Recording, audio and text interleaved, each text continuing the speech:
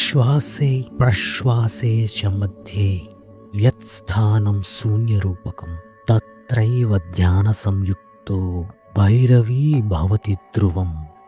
భైరవుడు అంటే ఎవరు? తంత్రం అంటే ఏమిటి?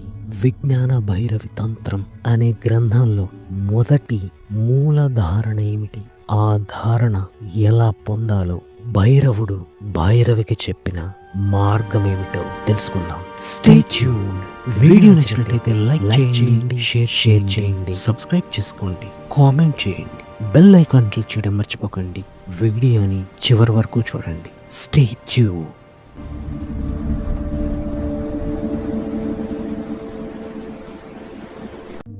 శ్వాస లోపలికి వెళ్తుంది, బయటకు వస్తుంది. కానీ రెండింటి మధ్య ఒక చిన్న ఖాళీ ఉంటుంది. ఆ ఖాళీలో మీ పేరు లేదు, మీ గతం లేదు, మీ భవిష్యత్తు లేదు. అక్కడ శరీరం పనిచేయదు, మనసు మాట్లాడదు. అయినా ఏదో ఒకటి తెలుసుకుంటుంది. అదే నువ్వు శరీరం కాదు. ఎందుకంటే శరీరాన్ని నువ్వు చూస్తున్నావు. నువ్వు మనసు కాదు.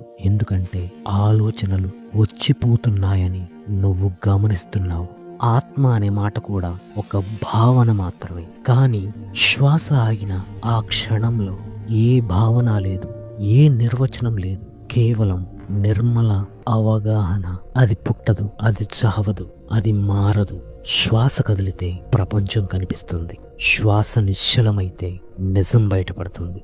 విజ్ఞాన భైరవుడు చెప్తుంది, శ్వాస మధ్యలో ఖాళీ భైరవుడు కాదు, నువ్వే భైరవుడివి అని. ఇది సాధన కాదు, ఇది పొందడం కాదు, ఇది గుర్తు తెచ్చుకోవడం కాదు. శ్వాస ఆగిన చోట నువ్వు మొదలవుతావు. తంత్రం అంటే ఏమిటి? భైరవుడు చెప్పిన తంత్రం అంటే ఏమిటి? తంత్రం అంటే మంత్రాలు కావు, యంత్రాలు కావు, పూజలు కావు, సిద్ధులు కాదు, మాయాజాలం అస్సలు కాదు. ఇవి తర్వాత వచ్చిన అపార్థాలు మాత్రమే. తన్ ప్లస్ త్రం అంటే తంత్రం. తన్ అంటే విస్తరించేది, త్రం అంటే విధానం. పూర్తిగా తంత్రం అంటే చైతన్యాన్ని విస్తరించే ప్రత్యక్ష సాధనం, ప్రత్యక్ష విధానం కూడా. భైరవుడు భైరవికి ఇలా చెబుతాడు, ఏ సాధనైనా సరే నిన్ను నువ్వు మర్చిపోయేలా చేస్తే అది తంత్రం కాదు. నిన్ను నువ్వుగా గుర్తు చేస్తే అదే తంత్రం. భైరవ దృష్టిలో తంత్రం యొక్క నిర్వచనం ఏంటంటే శరీరాన్ని తిరస్కరించడం కాదు, మనసును అణచివేయడం కాదు, ప్రపంచాన్ని వదిలేయడం కాదు, ప్రపంచంలోనే ఉండి చైతన్యాన్ని గుర్తించడం. శ్వాస కదులుతుంటే జీవితం కదులుతుంది. శ్వాస మధ్య ఖాళీలో నిజం కనిపిస్తుంది. ఆ ఖాళీని చూపించే విధానమే తంత్రం. ఒక్క మాటలో చెప్పాలి అనంటే తంత్రం అంటే ఏ అనుభవమైనా నిన్ను సాక్షిగా నిలబెడితే అదే తంత్రం. తంత్రానికి ఉపమానం ఏంటంటే మతం నమ్మకాన్ని, తత్వం ఆలోచనను, తంత్రం ప్రత్యక్ష అనుభవాన్ని ఇస్తాయి. ముఖ్యంగా తంత్రం రహస్య శక్తి కాదు, తంత్రం ప్రమాదకర సాధనలు కావు. తంత్రం అంటే నువ్వు ఎవరో తెలుసుకునే మార్గం మాత్రమే. భైరవుడు చెప్పిన తంత్రం యొక్క సారాంశం ఏంటంటే నిన్ను దాటించేది కాదు, నిన్ను నువ్వులా నిలబెట్టేది. అదే తంత్రం. ఒక్క వాక్యంలో చెప్పాలంటే భైరవుడు చెప్పిన తంత్రం అంటే జీవితాన్ని ద్వారంగా చేసుకొని భైరవుడిని అనుభవించడమే.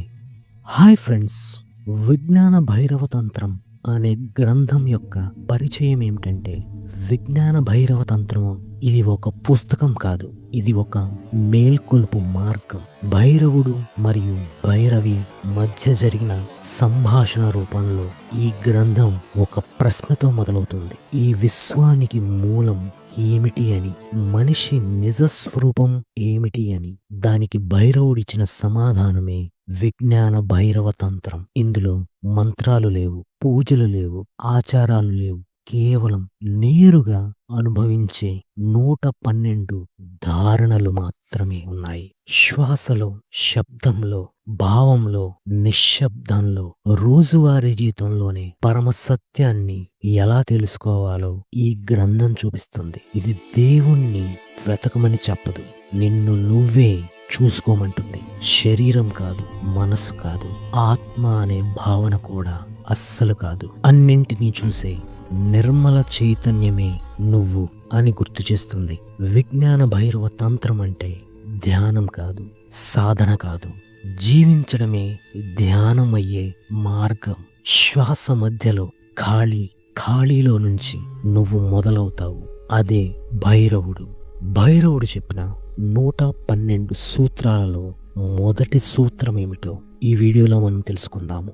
విజ్ఞాన భైరవ మొదటి ధారణ సూత్రం. విజ్ఞాన భైరవ తంత్రంలో మొదటి ధారణ చాలా సాధారణంగా కనిపిస్తుంది, కానీ అదే అత్యంత లోతైనది. ఇది మంత్రంతో మొదలవదు, పూజతో మొదలవదు, ఏ శ్రమతోనూ మొదలవదు. ఇది మొదలయ్యేది నువ్వు ఎప్పుడూ చేస్తున్న ఒక పనితోనే, శ్వాసతోనే. భైరవుడు చెప్తున్నాడు, నువ్వు శ్వాసను మార్చవద్దు, నువ్వు శ్వాసను ఆపవద్దు, నువ్వు శ్వాసను నియంత్రించవద్దు. కేవలం శ్వాస మధ్య ఉన్న ఒక చిన్న నిశ్శబ్దాన్ని గమనించు. శ్వాస కదులుతున్నంత వరకు ప్రపంచం కదులుతుంది, మనసు మాట్లాడుతుంది, నేను జీవిస్తుంది. కానీ శ్వాస ఆగిన ఆ క్షణంలో ఏ ఆలోచన ఉండదు, ఏ పేరు ఉండదు, ఏ రూపము ఉండదు. అయినా ఏదో ఒకటి నిశ్చలంగా తెలుసుకుంటూనే ఉంటుంది.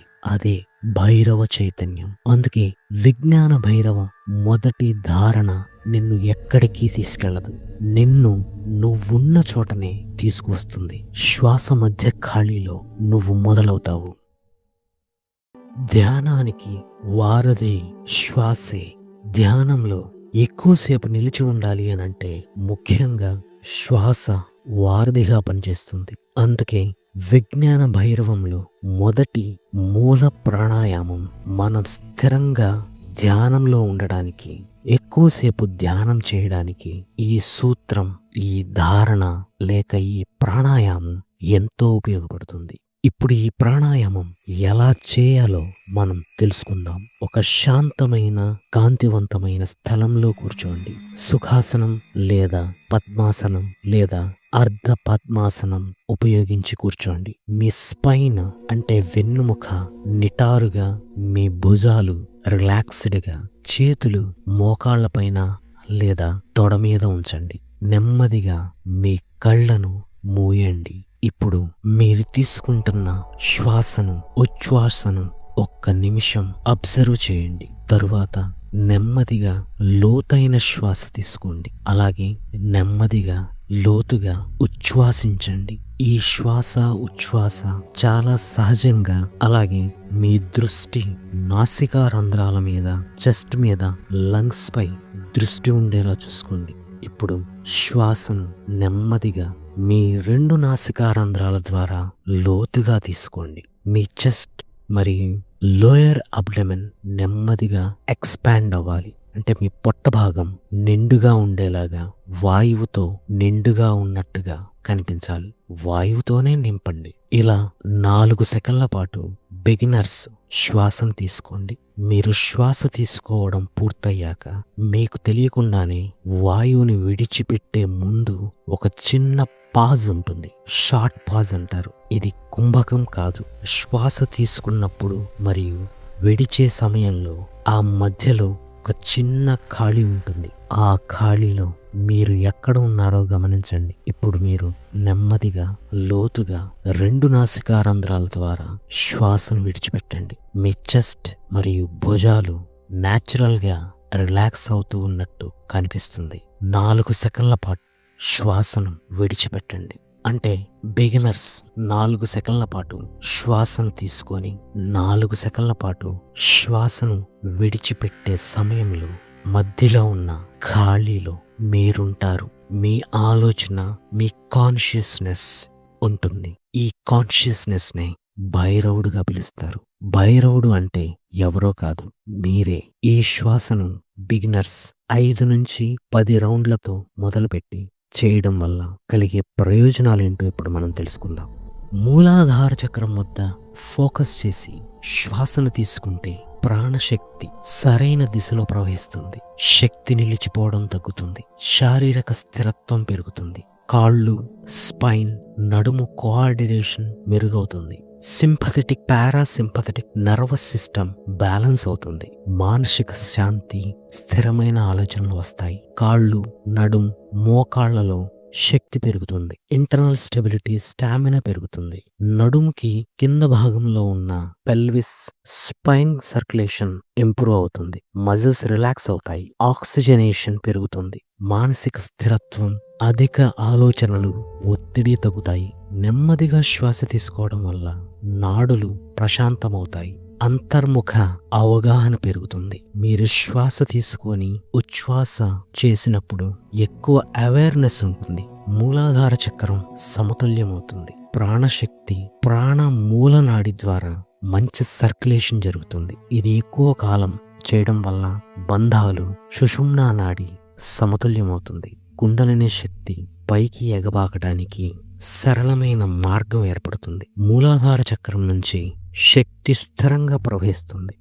విజ్ఞాన భైరవ మూలధారణ ప్రాణాయామం చెయ్యకూడని వారు, గుండె, ఊపిరితిత్తులు, నడుము, నీస్ సమస్యలు ఉన్న వారికి ముందుగా డాక్టర్ సలహా అవసరం. ఒక్కసారిగా చాలా గాఢంగా బ్రీత్ చేయడం కష్టం. నెమ్మదిగా కంట్రోల్డ్ పేస్ లో చేయాలి. Noise free, clean, comfortable poster, padmasana లేదా సుఖాసనాలు చేయండి. ఎక్కువ స్ట్రెస్ ఉన్నప్పుడు, పానిక్ గా ఉన్నప్పుడు, బాగా ఎక్కువ యాంగ్జైటీ ఉన్నప్పుడు ఈ ప్రాణాయామం చేయకండి. ఈ ప్రాణాయామం చాలా సులభం. తప్పకుండా అందరూ చేయండి. Thanks for watching.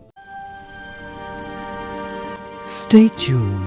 వీడియో నచ్చినట్టయితే లైక్ చేయండి, షేర్ చేయండి, సబ్స్క్రైబ్ చేసుకోండి, కామెంట్ చేయండి, బెల్ ఐకాన్ క్లిక్ చేయడం మర్చిపోకండి.